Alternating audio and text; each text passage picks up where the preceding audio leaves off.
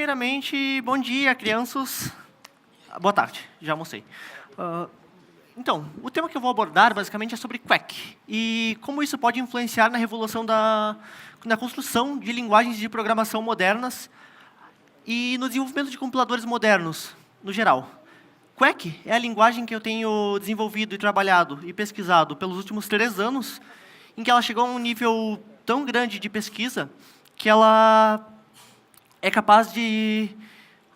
As features dela, em geral, são possíveis de aplicação em outras linguagens, como o PHP, para melhoria de corretude de código e semântica, no geral.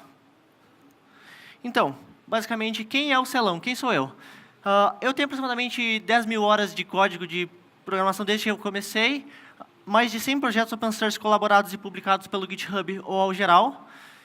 Eu estudei, ao longo de tudo isso, mais de 100 linguagens de programação e de diferentes tipos. Minha área de especialização é compiladores e teoria de tipos. E eu adquiri 10 novos problemas psiquiátricos nessa época, aproximadamente menos 20 anos de vida, e consumi uns 1.500 litros de café. Já esquecendo bonitinho aqui. Basicamente, o que eu faço atualmente? Eu sou Core Developer no Rung. Se vocês quiserem não precisar depois, é uma ferramenta que te notifica de situações importantes. A gente tem até a nossa própria máquina virtual e compilador. E eu também atuo como tradutor. Eu tenho, a maior parte do meu trabalho está na Mozilla, no spec de S6 e S5, na Wikimedia Foundation, o software por trás da Wikipedia. Eu tenho também contribuições no Bitbucket, no PHPMyAdmin, no CakePHP e no Gianni. Normalmente eu faço traduções envolvendo português, inglês, espanhol, francês e chinês.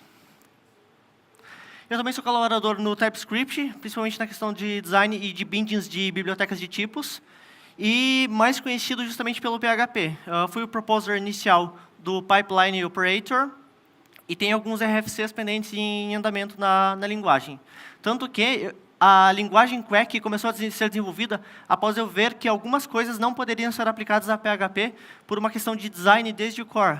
E foi aí que eu comecei como um protótipo que evoluiu para algo enorme. Eu também, recentemente, comecei a trabalhar na Lambda, que é uma biblioteca de programação funcional em JavaScript, mais na questão do design da biblioteca do que na implementação. E eu, como projeto também, sou autor do port unofficial do Skype para Linux, que depois a Microsoft veio a fazer um port, e de alguns plugins para o Babel, como Function Composition e Implicit Function. E o que mais me conhecem é justamente pelo gemidão. Tipo, o cara passa 3 anos projetando uma linguagem, estudando compiladores e teoria de tipos, para ele fazer um projeto que manda o gemidão por WhatsApp e conheceriam ele por isso. E hoje eu vou falar sobre um dos meus projetos, onde não estou sozinho atualmente, já temos um time trabalhando em cima disso, que é justamente Quack. Tem um easter egg na asa do pato, mas as pessoas só notam depois de algumas horas. Então, o que é Quack? Olha o patinho, presta atenção no patinho. Quack é the state-of-the-art extensible compiler. A ideia é ser a melhor das linguagens modernas, corrigindo 100% dos erros que existiam em PHP e ser semanticamente segura. Já um preview é que eu espero ter uma linguagem de programação em que, se o compilador provou para ti e ele passou por lá, você nunca vai ter um erro de runtime ou uma surpresa. No nosso time, basicamente, quem tem trabalhado nele? Eu e o Luiz Pérez, inicialmente, que está no Canadá atualmente, no core do compilador. No ambiente, a gente tem o João Luqueta, Sérgio Rafael e o Paulo Cucci. E na comunidade, normalmente propagando a linguagem por eventos por aí, a gente tem o Matheus Albuquerque, um fofo. Então, mas por que uma nova linguagem? A gente já não tem linguagens suficientes? Vocês estão ligados que existem aproximadamente 3 mil linguagens de programação publicadas e todo dia está surgindo uma nova compila para JavaScript. Então, vamos explicar isso aí usando um storytelling. Eu quero que vocês conheçam o Osvaldo. Osvaldo, basicamente, é o nosso protagonista da nossa história. É um pato decepcionado com a vida e decepcionado com tudo. Basicamente, Osvaldo. O que é Osvaldo? Osvaldo estava insatisfeito com as linguagens atuais. A maioria das linguagens atuais não são pensadas desde o core, elas são implementadas e as features vão surgindo de acordo com as necessidades. Elas não são planejadas. JavaScript, por exemplo, surgiu em 10 dias. O spec dela foi surgir depois. Tanto que, se vocês notarem que JavaScript aceita que você faça operações binárias em qualquer expressão, por exemplo, 1 mais um objeto, ele vai deixar passar por um erro de design, porque a versão inicial de JavaScript não tinha exceções. Então, Oswaldo cansou de reference error, gambiarra is not defined. Tá, ele tem uma variável não definida, mas o compilador não conseguiu pegar nada disso. Na verdade, só interpretou e ele só descobriu isso em produção. Ok, Oswaldo. Nu é maior do que 0? Não. Nu é igual a 0? Não. Nu é maior ou igual a 0? Então, por causa desses erros semânticos e da tendência dos programadores fazerem caca, porque programadores fazem caca, e eu sou um programador, Oswaldo acabou tomando uma abordagem maior. No entanto, uma das maiores inspirações para Oswaldo trabalhar nisso foram PHP e Java. PHP, geralmente, por conta da semântica que não pode ser alterada para não quebrar compatibilidade com o código legado. E por conta das mensagens de erro que não são muito descritivas. Por exemplo, se tu usa ponto duplo em PHP, em um lugar onde não deve, o seu erro sintático vai ser unexpected nekudo tain, que em hebraico quer dizer ponto duplo. Mas um dos maiores motivadores foi justamente java.lang.nopointerException. Vocês estão ligados que nulos são uma das maiores falhas computacionais das linguagens modernas? Você só tem erros de referência, exceções de ponteiros nulos, exceções de referência em C#, por conta de nulos, por computações que podem ou não existir e não são tratadas da maneira adequada, porque as linguagens atuais te permitem isso para tentar te prover uma maior flexibilidade. Eu disse tentar. Então, Oswaldo estava absolutamente putaço. Okay. Depois de tudo isso, na época ele já estudava compiladores e via que as linguagens te ajudavam a fazer caca. Tipo, muitas pessoas pensam que as linguagens de programação são perfeitas e que se a pessoa está fazendo merda na linguagem, é culpa da pessoa, é culpa do programador. Tipo, eu concordo que é culpa do programador, mas você tem que lembrar que quem projeta uma linguagem também é programador, e nesse caso a culpa pode ser desse programador.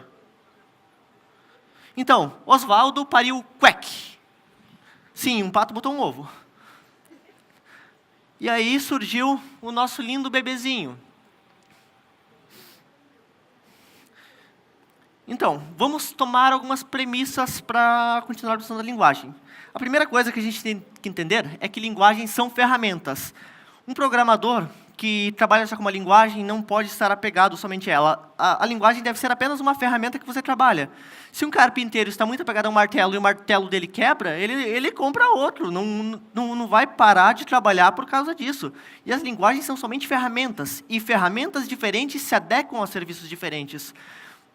Não é ideal que vocês usem uma mesma linguagem para fazer de tudo, se essa linguagem não for adaptada para esse propósito ou não conseguir lhe prover abstração suficiente para isso. E designers de linguagens também são programadores. Eu ouvia muito dos grupos de programação. Mas, se você fala mal de PHP é porque você não sabe programar. Tipo, gente, quem escreveu as linguagens de programação foram programadores que precisavam resolver problemas. Essas pessoas também estão suscetíveis a erros. E programadores são justamente humanos. E humanos erram o tempo todo. E é trabalho da linguagem e não seu prevenir que os erros de runtime aconteçam. Uma linguagem bem projetada é capaz de garantir que o seu código não vai dar erro antes que ele aconteça, se ela conseguir coletar informação semântica suficiente do seu programa e for planejada desde o core para não exatamente dar maior flexibilidade, mas para dar a melhor segurança conjunta com a flexibilidade. Então, os objetivos de Quack, como ela surgiu? O primeiro é ser o mais portável possível. O compilador compilado com ele mesmo tem 400 kilobytes. E a versão light dele, que é sem incluir alguns binários opcionais, tem apenas 100 kilobytes. São 3 anos de trabalho para você ter algo de 100 kilobytes. Tipo, é um dos menores compiladores modernos do mundo. A instalação dela, se a tua internet estiver meio ruim, ainda leva menos de 1 segundo, porque você apenas dá um comando no seu shell, e aí, se você tiver o PHP instalado em qualquer versão acima da 5.6, na versão mais crua possível, porque Quack tem 0 dependências de lib de terceiros, além do core da linguagem, você já tem ela rodando. Como eu citei justamente, o slide me trollou, zero dependência de bibliotecas externas. Nada de ficar compilando biblioteca em C, ficar compilando binding ou coisas que não são garantidas. Tudo da linguagem é dependente somente dela mesma. Como que a gente instala a Quack, por exemplo, se quiserem testar? Ali é um link encurtado. Basicamente, você só dá um wget no terminal para pegar esse script e executam. Se vocês estiverem com uma internet boa, em cerca de 50 milissegundos, vocês têm o compilador instalado. E vocês já podem digitar Quack para entrar no modo interativo dele. Então, até o modo interativo dele é escrito na própria linguagem. E tipo, é simples assim, as linguagens não têm que ser complexas para escrever. Há uma analogia em que você quer, por exemplo, uma banana, mas quando você vai pedir essa banana, você acaba trazendo a banana, o macaco e a floresta junto. Isso não foi um shade para Java. Tá, foi sim. O ideal é que as linguagens sejam mais independentes possíveis, porque eu não quero ter um parto para ficar configurando qual é o path da JVM para as minhas aplicações rodarem. Então, com isso, a gente tem Quack rodando. Uma outra coisa que a gente quer fazer é que a linguagem seja o mais humana possível. Ela vai te dar os erros da maneira que você entenda, no idioma que você entenda e com carinho. As linguagens são brutas, as linguagens colocam ponto de exclamação, colocam tudo em vermelho e elas te xingam quando você erra. Quack não, Quack vai te chamar de meu amor e meu querido. As mensagens também têm que ser mais claras e compreensíveis. Vocês não podem ver termos tão técnicos lá. Você tem que ver termos que se adaptem à semântica do seu código. E um dos objetivos da linguagem também é te ajudar a programar no sentido de correção de código. Quando ela ver que é algo que ela pode corrigir, ela vai dizer, você digitou, por exemplo, o EDN aqui. Eu queria que você digitasse END. Tu quer que eu corrija isso para ti, amigo? O compilador é seu amigo, basicamente. As mensagens de erro são no idioma do programador. Se o cara está programando em árabe, ele vai ver a mensagem de erro em árabe. Se o cara está programando em português, a mensagem vai estar em português. O compilador tem um sistema interno de internacionalização. E ele vai tentar justamente corrigir erros óbvios do programador. Ele também vem com um linter built-in capaz de identificar erros futuros. Se ele ver que é algo que não está necessariamente errado, mas pode ocasionar um erro, seja lógico ou seja de runtime, ele vai te gritar. E ele vai te xingar se for algo muito óbvio.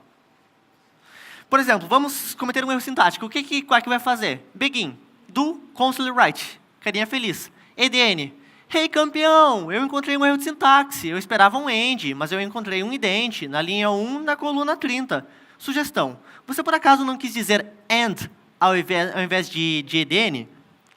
O compilador é capaz de identificar o que poderia encaixar para o código ficar correto e te dar as mensagens de uma maneira bonitinha e que você não se sinta mal com ele. Um outro detalhe é que se vocês estiverem com o áudio habilitado, toda vez que dar um erro, além da mensagem de erro, ele vai emitir literalmente o som. Toda vez que você vai compilar o programa, ele dá erro, ele emite. Ele realmente conversa contigo. Você não vai mais ser um programador solitário. Então, vamos ver um erro de tipo, por exemplo. Let person. Uma pessoa, basicamente, vai ser do tipo, vai ter um nome e vai ser uma string. Ok? Eu defini ali uma variável imutável, só que eu não defini nada. Então, Quack, eu encontrei uma inconsistência de tipos, meu querido. Você esqueceu de definir um valor para a variável imutável person do tipo nameString, meu amor. Agora, se tu define person ali bonitinho, passando o name corretinho, ele te dá o formatting ali porque ele está no modo de formatação, e tu pede o tipo dela lá com what? Ele vai te dar, person é um name string. Notem que, apesar de eu ter definido explicitamente os tipos, você não precisa definir tipos em Quack. O compilador tem conhecimento da expressão que você coloca. Quando você faz em Java string x igual a valor, você está fazendo isso por preguiça do pessoal que escreveu a linguagem em máquina virtual, porque eles acham que o tempo deles é mais importante que o seu tempo. Porque o compilador é realmente capaz de inferir, ele é capaz de conhecer o tipo e bindar esse tipo para a variável. Como o C#. C# a gente tem o conceito de var, em que você não precisa declarar o tipo, e o tipo inferido da expressão é aplicado. Basicamente, é mais uma das razões pela qual eu não me dou muito bem com Java. Além da Oracle, claro. O objetivo também é ser o mais segura e flexível possível. com inferência local de tipos, com tipos graduais e duck typing. Uma das limitações de Java, quando você está trabalhando com interfaces, é que é muito ruim de você compor as coisas. Por padrão, as interfaces são nomeadas. Os tipos em Java são por nome. Você cria uma interface X que recebe um nome string e cria uma interface Y que recebe um nome string. Tu cria uma variável Y e atribui um valor que é a instância de X. Ela vai te reclamar. Mas se isso fosse rodar sem os tipos, seria algo válido. Tipo, é um programa válido que foi rejeitado porque o pessoal da linguagem ficou com preguiça de implementar um sistema de tipos estrutural e resolveu comparar só pelo nome e não pelos valores, pelas premissas que ele é capaz de atender. Em Quack não existem exceções. Tu não dá um throw new exception, tu não tem erros. Assim como a palestra antiga do Arthur nessa sala, os erros são tratados com monads. O erro, por padrão, é retornado em um objeto contendo o erro. E você pode casar quando tiver esse objeto para então capturar. Basicamente, todo erro vai ser forçado a ser capturado como um monad, o que vai impedir que ocorram erros em runtime. E isso também mata justamente a existência de nulos. Não existem nulos em Quack. Todo valor é conhecido e quando você tem um valor que poderia não existir, você ainda engloba ele em um construtor dizendo que não tem nada, porque aí você nunca vai ter erro de ponteiros nulos. Os efeitos colaterais em Quack são explícitos. Se tu quer escrever na tela, se tu quer ler um arquivo, se você quer só computar 1 mais 1, mas não fazer nada, isso é um efeito colateral na linguagem. Efeitos colaterais prejudicam a otimização do compilador. Como em Quack, efeitos colaterais são explícitos, quando você não usa efeitos colaterais, o compilador é altamente otimizável. Se você chama 50 vezes o fatorial de 5, o compilador vai identificar que ele não tem efeito colateral, vai chamar uma vez e vai passar o resultado da computação anterior para os outros. Um código compilado em Quack é muito menor do que um código escrito à mão original e mais otimizado. As otimizações que ocorrem dentro da árvore de sintaxe da linguagem são macabras. Vamos ver um exemplo de como ele lida com a questão da segurança de tipos, mesmo que eu não defina eles. Let login, username, Haskell Camargo, password, batata. Do console write login, username. Do explicita que vai ter um efeito colateral. Escreva o nome do usuário. Isso, por padrão, vai passar, basicamente. Isso aí não vai ser ditado pelo compilador. Se você tivesse algum erro de typo no username, username, o compilador ia fazer o quê? Então, o login não tem uma prop chamada username, mas tem uma username que é bem similar. Você quer substituir ela aqui? Vamos ver um exemplo de como a gente lidaria com a segurança, então. Se não existem erros, como que eu vou lidar com uma situação onde existiriam erros na linguagem? Primeira coisa, se tu quer lidar com nulos, você vai importar construções da linguagem que lidam com esses valores. Vamos lá, de Quack monad maybe, import some e no one. Some é uma estrutura que pode carregar um valor, carrega um valor explicitamente, e no one é uma estrutura que não carrega nada, tipo uma estrutura vazia. Agora vamos implementar, por exemplo, a divisão por zero. A gente sabe que o limite da divisão por zero tende ao infinito, então não é algo computacionalmente possível aqui. Vamos implementar nossa função, então. A divisão deveria ser safe div, né? A divisão segura por zero. Sendo m um número e sendo n zero, retorna nenhum. A divisão de m sendo um número e n sendo um número qualquer, diferente de zero, porque está na linha abaixo, ele pode casar padrões para as funções, é algum resultado contendo a divisão de m por n. E se eu quiser trabalhar com esses valores, basicamente eu vou casar padrões. Por exemplo, ali, vamos casar a divisão segura de 50 por zero com veio no one, ele vai retornar division by zero? Seriously? Agora, se ele veio o resultado, ele vai extrair o resultado para uma variável e eu vou mostrar ali, ó, ok, eu recebi o meu resultado. Isso aqui vai me retornar uma dessas strings. E depois, se eu quiser escrever na tela isso aqui, é um efeito. Então, eu vou fazer do, pega o resultado dali e joga para o console write. Aí ele escreve na tela e, mesmo assim, é capaz de otimizar as expressões anteriores para quando elas forem usadas de novo. Justamente como eu citava anteriormente, um dos outros objetivos da linguagem é que ela seja o mais otimizada possível. Ela trabalha na pré-compilação de expressões estáticas, otimização de recursividade e substituição de expressões puras.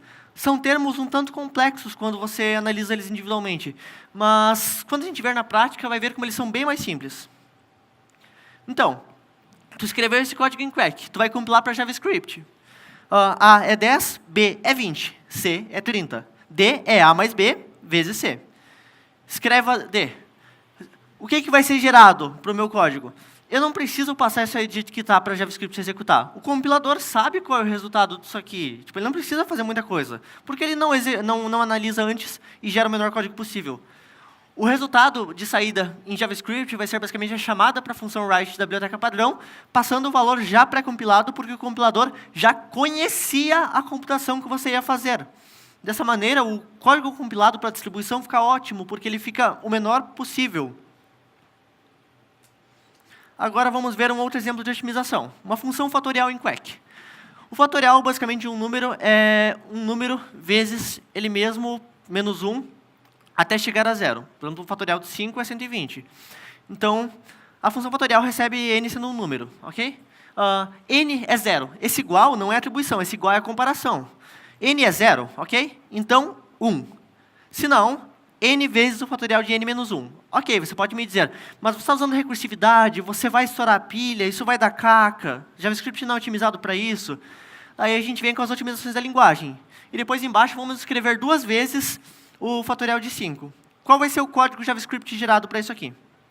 O fatorial, basicamente, vai ser transformado em uma função acumulatória. Ela vai carregar e repassar o valor computado para a função toda vez, ao invés de ficar arrumando na pilha. Assim, a gente tem a mesma performance de uma função recursiva com um loop, por exemplo, sem mais prejuízos, mas com uma abstração muito maior. E notem a questão do fatorial de 5. Definiu uma variável como 0, anônimo, e depois ele definiu como fatorial de 5 ao escrever. Na segunda vez, ele já sabia que a função não precisaria executar de novo, porque sempre com a mesma entrada 5, o resultado seria 120. Então, ele foi capaz de substituir ali. Dessa maneira, tu poupa computações que você já fez. Você poupa seu processador. Um dos objetivos também, e o principal dela, é ser o mais extensível possível. Todos os operadores e tipos primitivos são definidos na própria linguagem através do sistema de tipos. E ela tem suporte a backends plugáveis e plugins. Se tu quiser fazer Quack compilar para C#, por exemplo, eu te garanto que em menos de 4 horas tu consegue fazer um backend para ela, que tu escreva Quack, ele prove que está correto e ele gere código C# correto. Realmente, tipo, as possibilidades disso são enormes, porque tu pode fazer um backend, por exemplo, para SNES, para escrever jogos, pode fazer um backend para Arduino, outro para rodar em Python, para rodar em Node. Você escolhe o ambiente que ele vai rodar e você escreve de uma maneira mais segura do que da linguagem daquele ambiente. Se a gente fosse gerar código para Erlang ou Elixir, que não tem uma segurança tipo muito grande, a gente poderia, e garantindo que nossa aplicação ainda assim estivesse correta. Justamente, o suporte é também para compilação para diferentes plataformas. Inclusive, eu tenho um exemplo aqui que mostra justamente como a gente faz para escrever código. Tipo, para você gerar código para outra plataforma, você vai basicamente dizer o que vai gerar o quê. Tu vai criar um mapa de geração de código através das funções em Quack por si mesmo. Vamos ver a questão de extensibilidade, então. Booleanos em Quack não são escritos no compilador. São escritos em Quack e importados como uma feature da linguagem. Todas as features da linguagem são escritas na linguagem e importadas como algo padrão, inclusive as operações matemáticas básicas. Vamos criar um comportamento, então. Quack não tem herança, Quack não tem classes. Quack se baseia em composição e comportamentos. O comportamento de um booleano, de qualquer tipo A, vai ser, basicamente, a função AND, porque todos os operadores em Quack são funções também, recebe um tipo A, outro tipo A e retorna um tipo A. Por exemplo, eu poderia receber booleano, booleano, retorna booleano, que no caso é o que AND faz. OR tem a mesma assinatura, recebe 2 booleanos e retorna um booleano. Um tipo booleano, basicamente, é true ou false. Nesse momento, ele já vai estar criando 2 variáveis de tipo que eu posso usar no meu programa. Inclusive, quando se faz um if em Quack, ele vai verificar se ela corresponde a true ou false dentro desse contexto. Tanto que até if não é implementado nela, mas através do sistema de macros. Agora vamos implementar o boolean para bool. Por que eu generalizei a implementação de booleano? Porque as operações AND e OR não funcionam apenas em booleanos. Elas funcionam também em bitwise e operations. Se eu quiser usar números e operações com bits, eu vou aplicar isso a números. Então, eu vou usar o mesmo comportamento de booleanos, da álgebra booleana, para números com a implementação de boolean para number. Então, vamos implementar. Como que a gente implementa os operadores de AND e OR usando a própria linguagem? Vamos implementar AND e OR, então. A gente casa padrões. Você não fica comparando valor com if, você casa padrão desse valor. AND recebendo true e true é true. AND recebendo qualquer outra coisa é falso. Tipo, isso basicamente é a lógica da álgebra booleana. OR recebendo false e false é false. OR recebendo qualquer outra coisa é true. Tipo, true e false, false e true. Dessa maneira, a gente já tem os operadores implementados. Logo, eu posso fazer, por exemplo, if true and false, que ele já vai avaliar e já vai me retornar um outro booleano. Dessa maneira, você pode construir outras microlinguagens dentro da linguagem por si, que é a mesma maneira em que Haskell e Elm e outras plataformas são arquitetadas, onde elas expõem para a userland essa implementação, para não dar limitações para o usuário. Vamos ver como a gente faria para gerar assembly. Então, por exemplo, como eu estava citando, talk ship, show me the code. Basicamente, isso aqui seria um exemplo que compilaria expressões binárias. Isso aqui é um código em Quack que compila para assembly uma operação de adição de números. Então, a minha função de geração de assembly é basicamente, ela vai receber o meu nodo, meu item, e vai retornar um conjunto contendo uma lista de coisas que podem ser mostradas. Basicamente, eu recebo um número, o operador de mais casado e outro número. Eu vou retornar basicamente as ações para o meu registrador para gerar esse código. Tipo, basicamente, esse código em assembly ali embaixo, substituindo pelos itens que casou ali em cima, faria a operação de adição. E tu vai fazer isso para o operador binário de mais, operador binário de menos, if statement, while statement. Aí você faz a geração de código para cada uma delas. Ao invés disso, eu poderia fazer, tipo, se fosse gerar JavaScript, eu poderia colocar uma string, por exemplo, valor, string mais, outro valor. Aí eu estaria gerando JavaScript. Então, Quack tem como objetivo inicialmente compilar para PHP, JavaScript, ALLVM nativamente e Python. Os backends estão sendo implementados para as diferentes plataformas. O mesmo código para rodar na mesma coisa. Mas vamos ver se dá tempo de a gente mergulhar um pouco no core do compilador. Tipo, a gente viu os conceitos, agora vamos ver como ele é implementado realmente. Atualmente, 95% do compilador, por masoquismo, está escrito em PHP, 5% está em Quack e 1% em C++, que são os bindings para que ela possa rodar na V8 com JavaScript. Vamos lá, o compilador funciona assim, entrada, mágica, saída. Não, mentira. A gente tem um tipozinho. Ele tem algumas fases, como análise léxica, parsing, ele analisa os plugins de sintaxe e geradores que você coloca, ele verifica se as variáveis estão consistentes, ele prova e induz os seus tipos, garantindo que seu código está correto, e passa para o otimizador intermediário, que vai justamente transformar a recursão em algo mais leve. E depois vai gerar código para essas plataformas.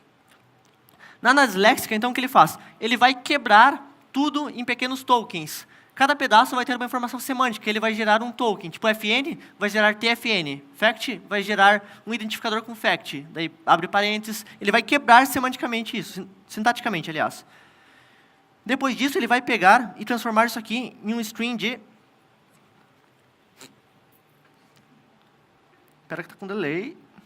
Em um string de tokens. Eu acho que travou ali. Realmente os slides estão travados. Na minha máquina eles estão exibindo e ali não. Opa!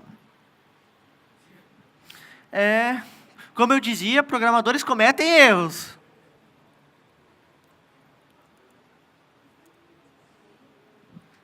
Shame.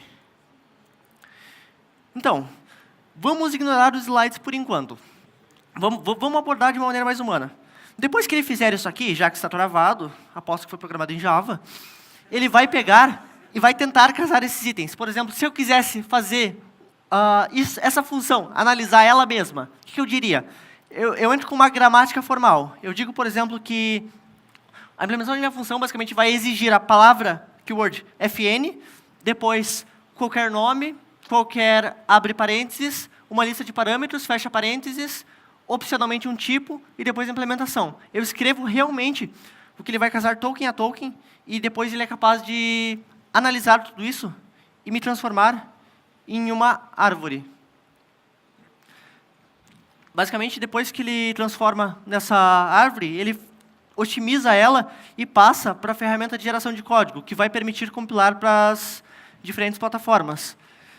Só para constar, acho que a maior perda de tudo isso aqui, dos slides, ainda não foi pelos slides, mas porque tinha 2 patos tão bonitinhos no final. No entanto, o compilador, apesar de parecer complexo, o código dele é relativamente simples. Tem muito mais pesquisa do que código em cima dele. Ele é implementado, ao todo, em aproximadamente 10 mil linhas e está open source no GitHub, github.com/quack/quack. E se vocês entrarem em quack-lang.herokuapp.com, vocês podem entrar no Slack da linguagem e acompanhar o que a gente está fazendo atualmente para que ela fique o mais rápido possível pronta para produção. Eu espero que até o começo do ano que vem a gente já possa estar escrevendo código Quack não só para testes, mas para produção justamente. E grande parte da pesquisa que veio para ela está podendo ser reaproveitada para outras linguagens. E, inclusive, parte do que eu desenvolvi para ela eu vou usar justamente para abrir RFC para o PHP, para melhorar ele com base em algumas coisas que se mostraram satisfatórias dentro da linguagem. Deixa eu ver aqui se ele... Tá, eu acho que os patinhos finais estão aqui. 55 é o que está bom. Deixa eu começar a ver aqui mesmo. Ok, ele começou a andar. Mas levando em conta... Foi, amém! Então, a parte da árvore que eu te falei é, aquela entrada vai virar isso aqui. Ele vai ter as informações como o nome da função, os parâmetros e os tipos, e o tipo de retorno. E com base nisso aqui, é o que ele vai gerar. E tipo, como que a gente trabalha na inferência de tipos?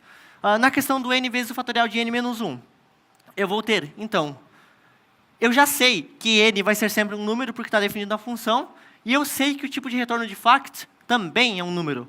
A gente sabe que o operador de multiplicação casa com 2 números. Então, a gente infere para number e tem como resultado number. Dessa maneira, trabalhando em toda a árvore sintática, a gente consegue ter conhecimento de todos os tipos da aplicação. No caso, o CodeGen seria aqui um exemplo dela compilando para assembly direto, mas não é o que a gente planeja atualmente, porque a gente não tem um trabalho muito forte em questão de otimização de assembly, mas mais de otimização para diferentes máquinas virtuais.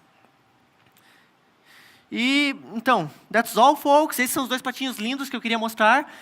Entrem no Slack e acompanhem o trabalho que a gente está fazendo em cima da Lang. Tipo, tem aproximadamente umas 10 pessoas trabalhando em cima disso, parte na comunidade e parte no core.